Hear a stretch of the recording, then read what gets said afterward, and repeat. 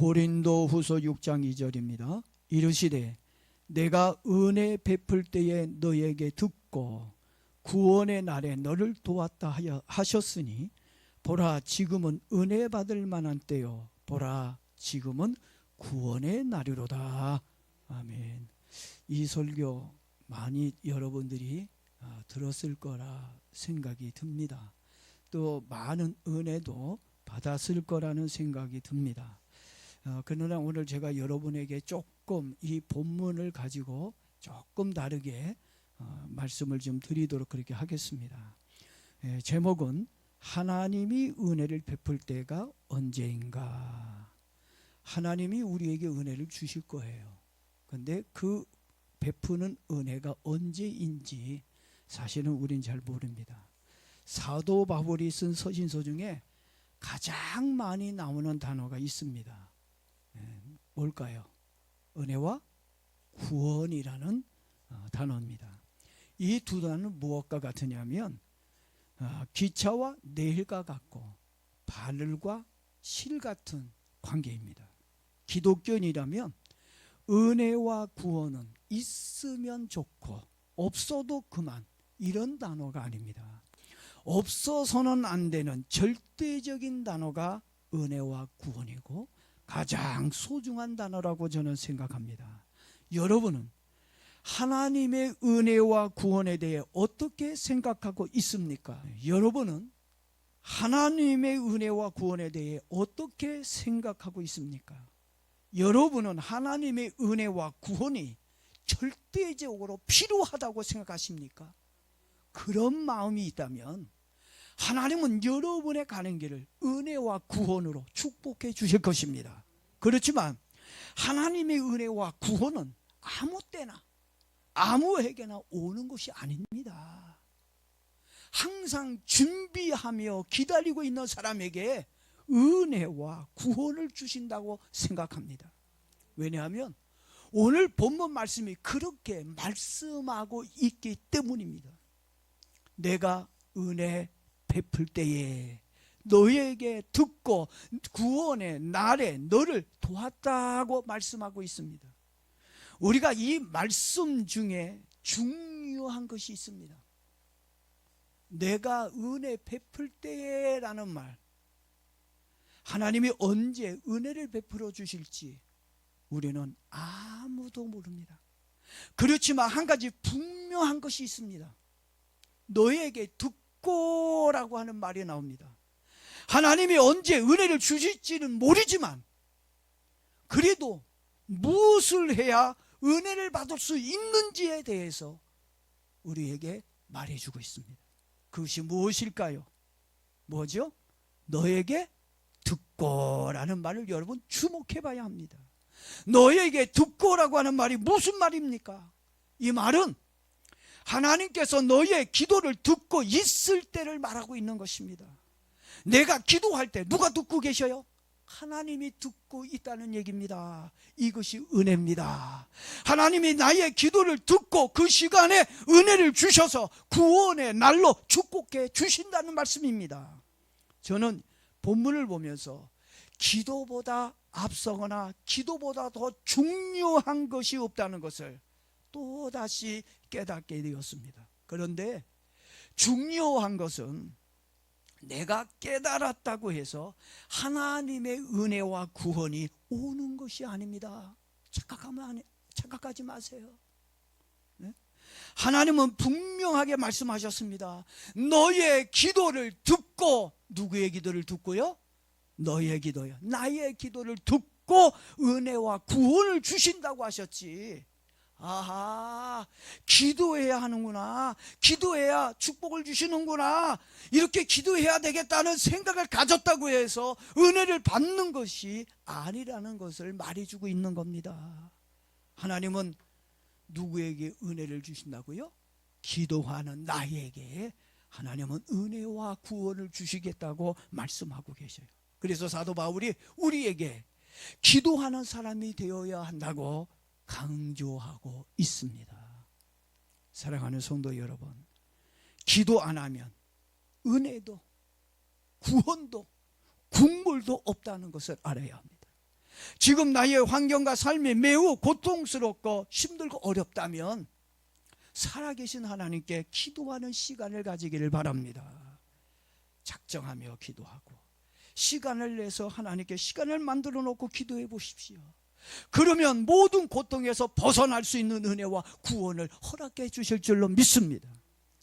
우린 그러죠. 아는 것이 힘이라고. 아는 것이 힘이 아니에요. 여러분, 기도하는 것이 힘인 줄로 믿습니다. 기도할 때 기도가 힘이라는 걸 체험하게 될 것입니다. 사도행전 3장 말씀을 보게 되면 나면서부터 정말 한 번도 걸어본 적이 없는 안진뱅이가 나와요. 이 안진뱅이가 성전 미문에서 구걸을 하며 삽니다. 40년 동안 한 번도 걸어본 적이 없는 이 거지가 단 한 번의 찬스가 옵니다. 성전에 기도하러 올라간 베드로와 요한 두 사도를 성전 미문에서 운명처럼 만나게 됩니다. 단 한 번의 기회였는데 안진뱅이는 두 사도가 주는 예수 그리스도의 은혜와 구원을 받게 됩니다. 이 안진뱅이 거지는 사람들이 던져주는 빵에 의존하며 살았어요. 던져주는 빵과 돈에 의존하며 살았던 사람이었습니다. 동전이 그릇에 떨어질 때 기뻤습니다. 던져준 빵을 먹었을 때 잠시 기쁘고 행복을 느꼈습니다. 그런데요, 이 거지의 낙이 여기에서 끝입니다. 이 안진뱅이의 행복은 여기까지입니다. 거지의 인생과 불행한 삶에서 벗어날 수가 없었습니다. 여러분, 돈과 빵이 인생을 달라지게 할 수 있을까요? 돈과 빵으로 불구의 몸을 정상의 몸으로 바꿀 수 있다면 얼마나 좋을까요? 돈으로 여러분의 인생을 새롭게 만들 수 있어요? 뭐 돈이면 다 된다고 생각하는 사람들도 있을 수도 있어요. 근데 돈 가지고 안 되는 것이 너무너무 많다는 걸 알아야 됩니다. 그런데 이 안진뱅이 거지는 30년이 전이나 20년 전이나 지금이나 변함없이 성전 미문에 앉아 구걸하며 살았어요. 30년 이상 구걸을 했다면 부자가 돼야 되는 게 당연하지 않습니까? 그런데도 그의 운명과 그의 삶은 바뀌어져 있지 않고 있다고 하는 것입니다. 이제 겨우 나이가 40살이야. 만약에 60살까지 산다고 생각해 보십시오. 60살까지 산다면 죽을 때까지 20년은 더 성전 미문에 앉아 구걸하며 살아야 할 운명이었습니다. 사람이 던져주는 동전과 빵 가지고는 삶의 변화를 익힐 수 없다는 겁니다. 안진뱅이는 40년 동안 성전 미문을 떠나지 못한 채 여전히 돈과 빵을 구걸하며 살고 있습니다. 그런데 예수 그리스도의 은혜와 구원을 받자 놀라운 일들이 일어나게 되었습니다. 걷고 뛰는 이런 놀라운 기적이 이 안진뱅이에게 일어나게 되었습니다. 한 번의 기회였는데 이 안진뱅이는 이 빛 찬스를 놓치지 않고 은혜와 구원을 받아 축복의 주인공이 되었습니다. 안진뱅이가 기도로 은혜와 구원을 받았더니 환경과 인생의 변화가 왔습니다. 더 이상 장애자로 살지 않게 되었습니다. 더 이상 사람을 의존하며 살지 않게 되었습니다. 더 이상 구걸하는 거지로 살지 않게 되었습니다. 더 이상 애물단지로 살지 않게 되었습니다. 더 중요한 건 하나님께 은혜 입은 사람으로 살게 되어졌다는 것입니다. 여러분의 기도에도 이런 은혜와 구원이 일어나게 예수님의 이름으로 축복합니다. 아멘입니까? 믿습니까? 여러분들은 이런 말을 들어보신 적이 있습니까? 성공한 사람과 실패한 사람과의 차이는 한 끗 차이라는 말이 있습니다. 이 한 끗 차이가 사람의 미래와 운명을 바꾸어 놓습니다. 성공한 사람은 하나님이 주시는 은혜와 구원을 소중히 여기고 사모하며 사는 사람입니다. 그리고 기회가 오면 은혜와 구원을 내 것으로 만들 줄 아는 사람입니다. 그러나 실패한 사람은 하나님이 주시는 은혜와 구원을 쉽게 생각하거나 우습게 생각합니다. 그리고 하나님이 은혜 받을 수 있는 기회를 주셨는데도 불구하고 그 구원을 놓쳤기에 실패자가 되었습니다. 저는 여러분들이 다른 거는 좀 몰라도 천국의 실패자가 되지 않았으면 좋겠습니다. 뭐 다른 건 실패도 좋아요. 실패는 성공의 어머니라고 말할 수 있지만 천국의 실패자가 돼서는 안 됩니다. 보통의 사람들은 성공한 사람에게 운이 좋아서 성공했다라고 얘기합니다. 그리고 실패한 사람들은 재수가 없어서 실패했다라고 생각합니다. 그러나 신앙의 관점에서 보면 성공한 사람은 하나님께 은혜 입은 사람이고 실패한 사람은 하나님의 은혜를 받지 못한 사람이라고 생각합니다. 오늘 말씀을 듣고 있는 모든 분들에게 예수 그리스도의 은혜와 구원이 일어나기를 축복합니다. 사도 바울이 쓴 서신의 특징을 보게 되면 은혜와 구원을 많이 강조하고 있는 것을 봅니다. 우리는 기도할 때마다 예수님의 은혜와 구원이 나의 삶 속에서 넘쳐날 수 있게 해달라고 간구해야 합니다. 뭐가 넘쳐나게 해달라고요? 나의 삶 속에 하나님의 은혜와 구원이 일어나게 해달라고 기도해야 됩니다. 하나님은 기도하는 사람에게 은혜와 구원을 약속해 주셨습니다.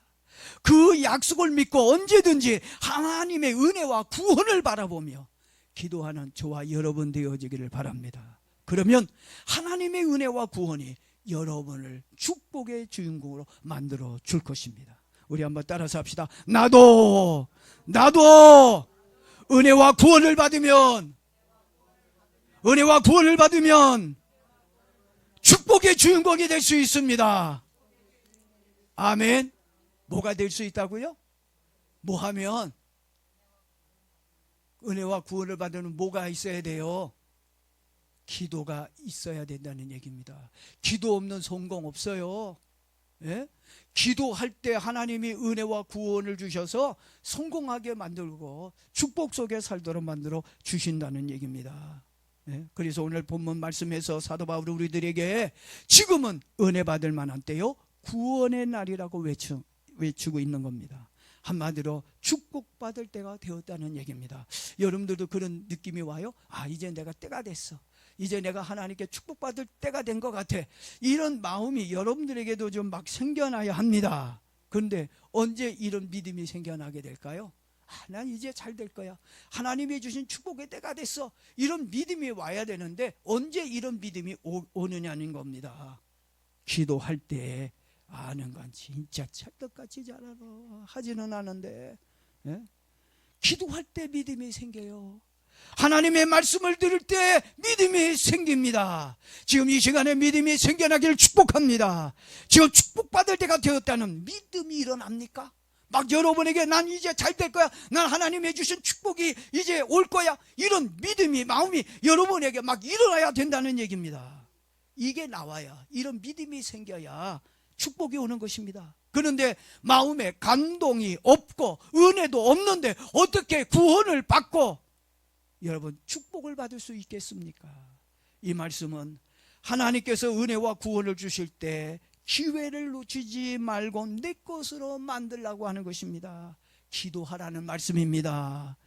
기회라는 말은 어쩌다가 한 번 오는 찬스를 말하는 것입니다. 그 찬스를 잡으면 성공하게 되지만 그 기회를 놓치게 되면 실패자가 되어 슬퍼하며 살게 될 거라는 얘기예요. 여러분, 성공자가 되길 원하십니까? 실패자가 되길 원하십니까? 하나밖에 없어요. 하나님 앞에서 기도할 때, 너가 하나님께 기도할 때 하나님은 우리에게 은혜 받을 수 있는 기회, 구원 받을 수 있는 기회를 주신다는 말씀입니다. 그래서 우리는 창조주 하나님께서 은혜를 베풀어 주실 때 그 부름에 순종하고 겸손하게 구원의 은총을 기도해야 할 것입니다. 이발사와 함께 길을 걷고 있었습니다. 가난한 사람들이 사는 동네라 그런지 지저분하고 냄새가 났습니다. 무신론자인 이발사가 얼굴을 찡그리며 목사님께 이야기를 합니다. 목사님, 만약에 하나님이 계신다면 그리고 하나님이 사랑이라고 한다면 어떻게 사람들을 저렇게 비참하게 살도록 내버려 둘 수 있습니까? 이해가 안 갑니다. 그러면서 빈정거리며 비웃었습니다. 그때 저 앞에서 머리가 어깨까지 내려오고 지저분한 모습으로 걸어오는 사람이 있었습니다. 그 사람을 보면서 목사님이 이발사에게 이야기합니다. 저 남자가 보입니까? 저 사람은 수염도 감지 않고 머리는 어찌나 지저분하고 긴지 어깨를 완전히 덮어버렸네요. 어떻게 당신같이 훌륭한 이발사가 저렇게 이발도 하지 않고 냄새나는 사람이 흉측하게 거리를 할바하도록 내버려 두십니까? 라고 한심하다는 표정으로 이발사를 보면서 물었습니다. 그러자 이발사가 정색을 하며 그야 저 친구가 이발해달라고 이발사에 오지 않았기 때문이죠. 이발해달라고 오기만 한다면 아주 멋진 사람으로 내가 만들어줄 수 있습니다. 그렇게 자신만만하게 이야기를 했습니다. 그 말을 들은 목사님이 조용히 입을 열었습니다. 하나님도 당신과 똑같은 생각을 가지고 있습니다. 사람들이 하나님께 오면 사랑의 하나님께서 그들의 삶을 완전히 바꾸어 주실 것입니다. 그런데요, 안 오네요. 안 온다고 말해 주었습니다. 여러분, 하나님은 우리에게 은혜와 구원을 주기를 원하십니다. 그런데도 우리는 기도해야지 하고 생각할 뿐입니다. 교회 가야지 하고 생각할 뿐입니다. 이제 생각하지 말고 기도하십시다. 생각만 하고 있지 말고 교회 오십시다. 정말 하나님 앞에 믿음으로 살자고요. 예? 고통이 오고 어려운 일이 생겨도 기도하지 않고 있는 것을 봅니다. 그러니 은혜와 구원이 없는 거예요. 왜 은혜와 구원이 없습니까? 내가 하나님께 기도하는 것이 없기에, 하나님께 부르짖는 것이 없기에 우리에게 은혜와 구원이 없다고 하는 것입니다. 안진뱅이가 사람들이 던져주는 동전과 빵만을 의지하듯이 병원의 의사와 약만을 의지하고 있다는 것입니다. 지금부터 우리는 기도로 하나님이 주시는 은혜와 구원을 받을 수 있도록 해야 할 것입니다. 그러려면 여러분의 마음에 무엇이 있어야 되냐면 열정이 있어야 돼요. 뭐가 있어야 된다고요? 열정과 행동으로 옮겨야 돼요. 아까 생각만 가지고 있어서는 안 된다고 그랬죠. 기도해야 된다고 그래요. 기도해야 되는 거면 실천입니다. 행동으로 옮기는 겁니다. 갑자기 성경이 읽고 싶어졌습니다. 그랬으면 읽어야죠. 읽었습니다. 찬송가가 흥얼거려지고 기도하고 싶어졌습니다. 찬송을 드리고 기도를 드렸습니다. 예배가 기다려지고 예배 드리고 싶은 마음이 생겼습니다. 그래서 교회에 나와 예배를 드렸습니다. 그리고 누군가와 만나 신앙에 대한 이야기를 나누고 싶었습니다. 지나가는 사람들에게 전도지도 주고 싶은 마음이 생겼습니다. 그래서 믿음 좋은 분과 만나 대화를, 신앙에 대한 이야기를 나누었고 지나가는 사람들에게 전도지를 주었습니다. 우리들의 마음에 이런 신앙의 열정이 생긴다면 하나님도 열정으로 우리들에게 은혜와 구원을 베풀어 주실 줄 믿습니다.